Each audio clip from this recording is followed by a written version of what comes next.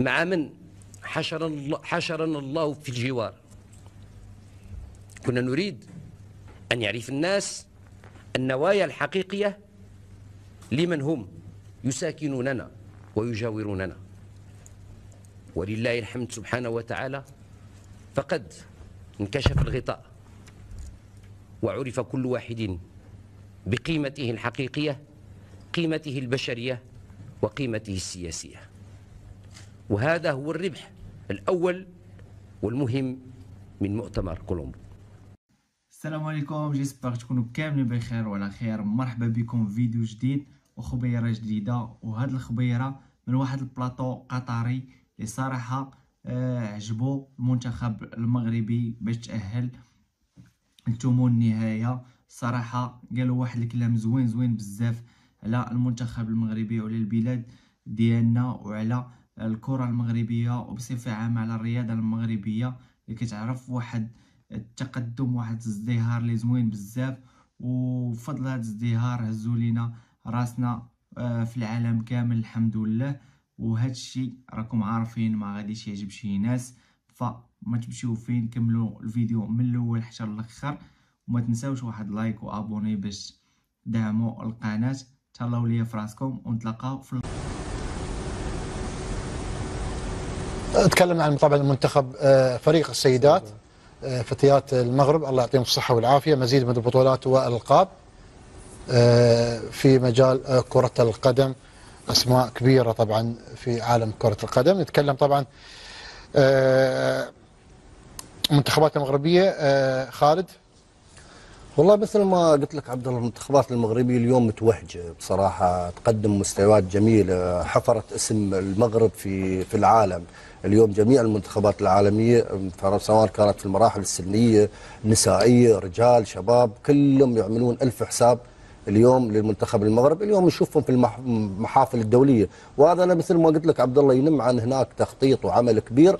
أنا أتوقع بتوجيه ملكي من الملك محمد الله يحفظه ويطول بعمره، بقيادة طبعا المتميز الرائع اليوم فوزي الأقشع اللي عنده طبعا رجالات يعملون معاه، وهي الانجازات هي اللي تتكلم عن نفسها عبد الله. نشروا السعاده. نعم. نشروا السعاده اكيد في المملكه المغربيه، والله في المملكه في العالم العربي. نعم. العالم والله. طيب زين، وليد الركراكي المميز اعتقد عادل مميز ونص. اليوم هو اليوم يعد من بحكم كاس العالم، لان دائما التصنيفات تكون من كاس العالم. هو اليوم من المكرمين كذلك، افضل 4 مدربين في العالم اليوم. صحيح. الكابتن وليد بحكم هذا هو ضمن التوب فور على بعد خطوتين. بيختير في دوله الامارات من افضل الاتحادات الرياضيه ابو احمد. هذا طبيعي، هذا اللي نشوفه طبيعي. صحيح طبيعي. اليوم هو من افضل الاتحادات على مستوى العالم. صحيح. وليس على مستوى نتائج تتكلم عنها يعني. نتائج منتخباته بجميع فئاته هي صحيح. التوب.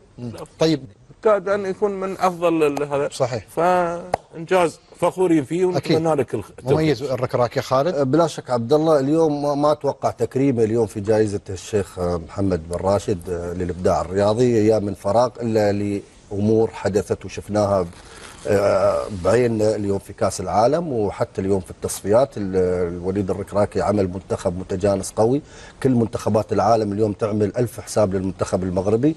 فانا اتوقع ان استمراريه وليد الركراكي مع المنتخب امر ممتاز وجيد، حتى عطى تفاؤل كبير للمدربين المغاربه اليوم انهم يمسكون المنتخبات الثانيه.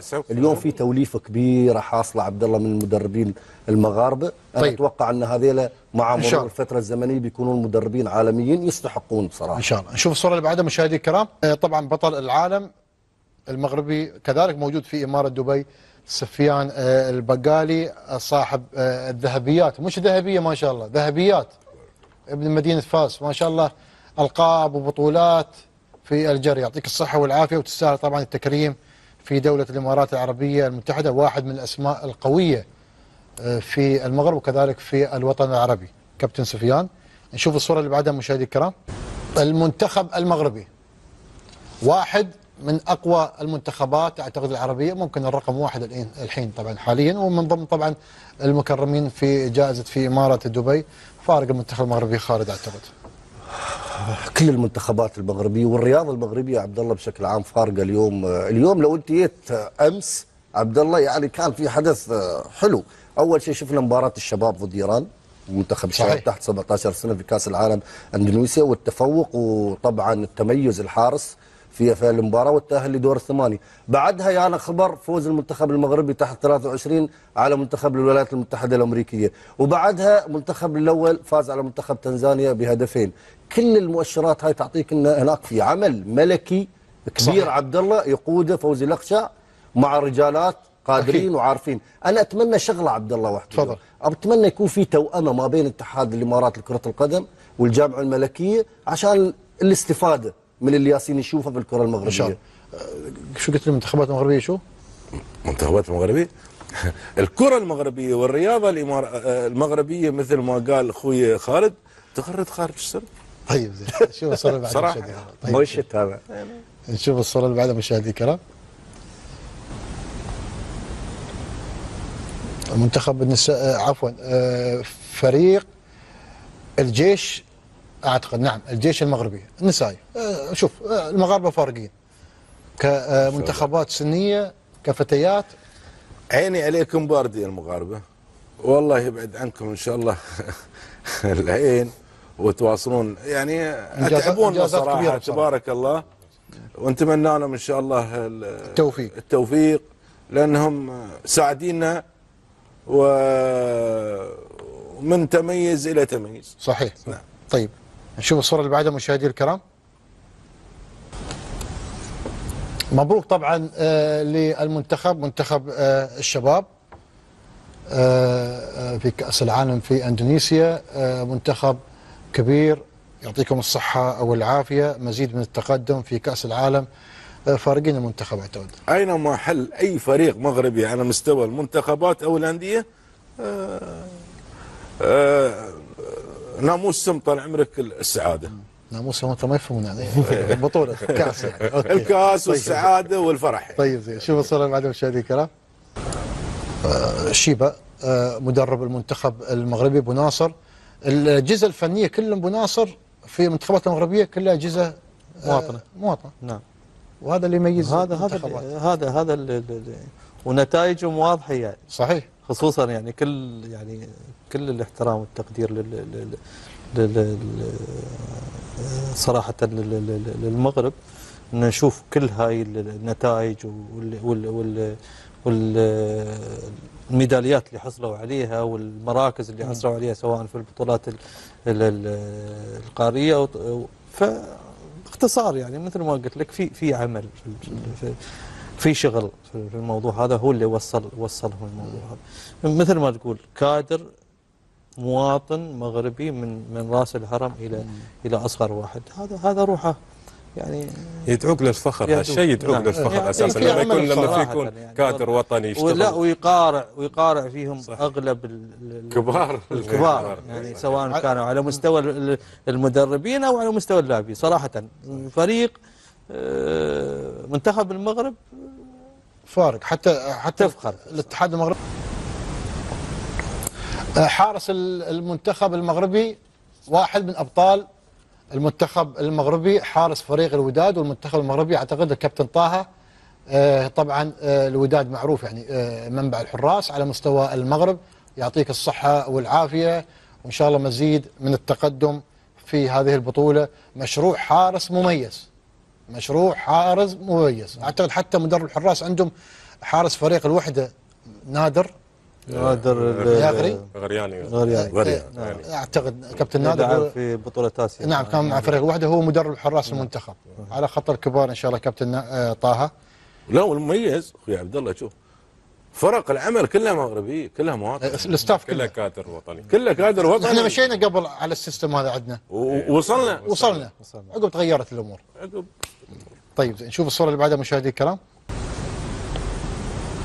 كذلك قائمة أفضل الأندية على مستوى العالم.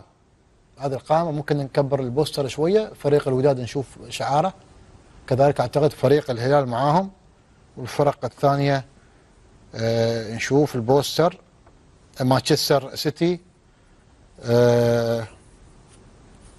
نابولي، باريس سان جيرمان، فريق الوداد كذلك من ضمن الفرق اللي بتكون في قائمة الجوائز في إمارة دبي. فريق الوداد واحد من كبار الفرق في القارة الأفريقية، وهو الممثل الأول للمغرب في المشاركات الخارجية. طبعا شوف شعاره موجود في المسابقات الخارجية والقارية والأسيوية كذلك والأفريقية، لأن يكون الاستضافة بتكون وين؟ في دولة الإمارات العربية المتحدة من خلال تكريم الجوائز. كذلك حارس المنتخب المغربي المميز الكابتن طه، تكلمنا عنه ونرجع نتكلم عنه، يعطيك الصحة والعافية على خطأ الكبار في المغرب، زاكي، بونو، الأسماء الكبيرة اللي صارت وجالت ودافعت عن عرين المنتخبات المغربية بشكل عام. حارس مميز وبالتوفيق إن شاء الله بإذن الله تعالى في قادم الأيام. نشوف الصورة اللي بعدها مشاهدي الكرام.